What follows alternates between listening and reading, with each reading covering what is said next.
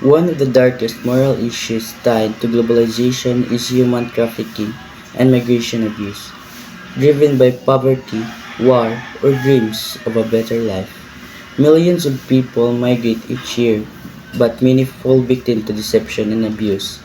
Traffickers prey and hope.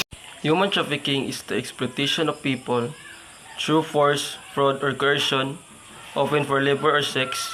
Migration abuse refers to mistreatment of migrants, often due to lack of legal protections or discriminations in transit or destination countries.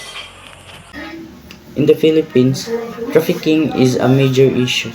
According to the U.S. State Department's 2023 Trafficking in Persons Report, Filipinos are trafficked for domestic work, construction, and sex work, often in the Middle East and Southeast Asia.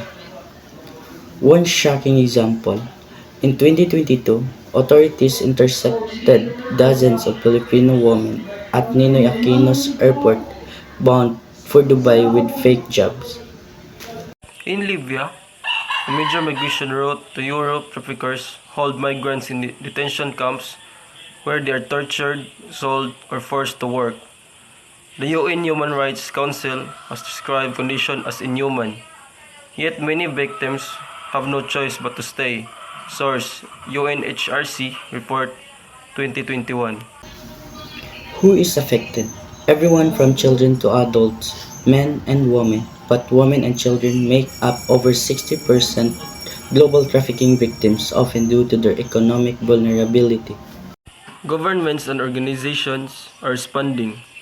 The Philippines created Interagency Council Against Trafficking or IECAT, while international efforts like the Palermo Protocol aim to prosecute traffickers and protect victims worldwide. NGOs like International Organization for Migration or IOM provide shelters, job, training, and rescue missions globally. So, what can we do? Raise awareness, support organizations, speak out. Ethical awareness starts with knowing that behind every migrant's journey, there may be a story of abuse. Together, we can help in it.